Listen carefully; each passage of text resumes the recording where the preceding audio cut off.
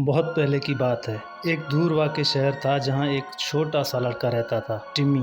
टिम्मी एक निहायत मासूम, शरीफ और क्यूरियस बच्चा था। उसका सबसे बड़ा शौक़ था कहानियाँ सुनना और सपने देखना। खासकर एक पुरानी कहानी जो उसकी दादी रोज़ रात को सुनाया करती थी। एक जादू भरा बाग जहाँ फूल बोलते हैं, दरख्त हंसकर फल देते हैं और पानी भी सुनहरी रोशनी में चमकता है। टिम्मी कहते थे, दादी क्या वाकई ऐसा कोई बाग होता है?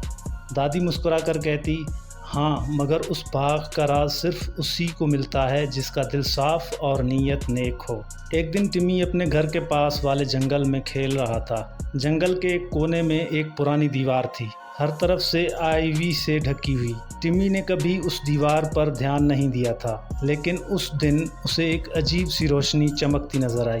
उसने पास जाकर देखा, दीवार में एक छोटा सा दरवाज़ा छुपा हुआ था। उसने हाथ आगे बढ़ाया और आइवी को हटाकर दरवाज़ा खोला। जैसे ही दरवाज़ा खुला, एक ठंडी हवा का झोंका चला और टिम्मी आंखों में चमक लिए अंदर चला गया।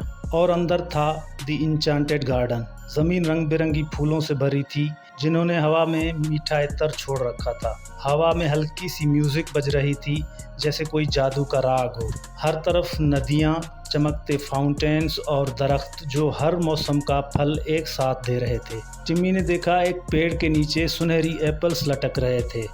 उन एप्पल्स से रोशनी निकल रही थी, जैसे चांदनी में नहाए हो। उसने धीरे से एक एप्पल तोड़ा और उसका एक निवाला लिया, और उसी वक्त एक बुजुर्ग समझदार उल्लू हवा में घूमता हुआ आया। उसका नाम था ओलिवर, गार्डन का रखवाला। ओलिवर ने टिम्मी से पूछा, तुम कौन हो छोटे दोस्त? टिम्मी बोला, मैं टिम्मी हूँ, मैं बस इस दरवाजे को देखकर अंदर आया हूँ। ओलिवर ने घूर कर देखा, फिर मुस्कुराया, तुम्हारा दिल साफ है इसलिए तुम अंदर आ गए, लेकिन इस बाग की हर चीज़ में जादू है, और ये सिर्फ उसी के काम आता है जो दूसरों की मदद करता है। टिम्मी ने घूर कर गार्डन को देखा, सब कुछ जादू से भरा था। एक फूल जो हंसकर पानी गिराता था, एक मछली जो गीत गाती थी, और पेड़ जो छाया में कहानियाँ सुनाते थे। ओलिवर ने कहा, लेकिन टिम्मी, ये जादू तुम्हारे पास अमानत है, इसे ले जाओ और अपने गांव के लोगों के काम आओ। टिम्मी ने वादा किया कि वो इस जादू का इस्तेमाल सिर्फ अच्छाई के लिए करेगा। अगला दिन टिम्मी एक टोकरी भरकर जादू वाले फल और फूल ले गया।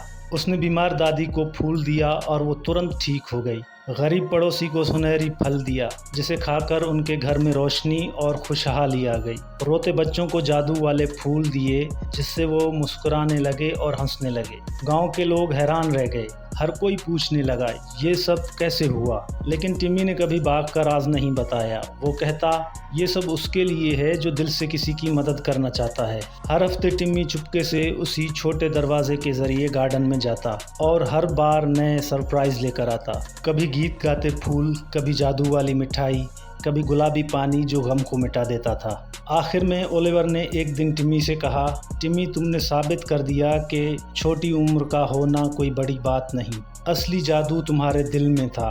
टिम्मी ने मुस्कुराकर कहा, और मैं ये जादू हर किसी के साथ बांटूंगा।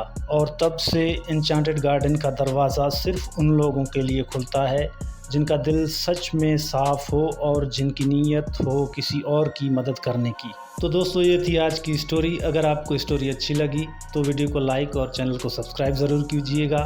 मिलते हैं अगले वीडियो में।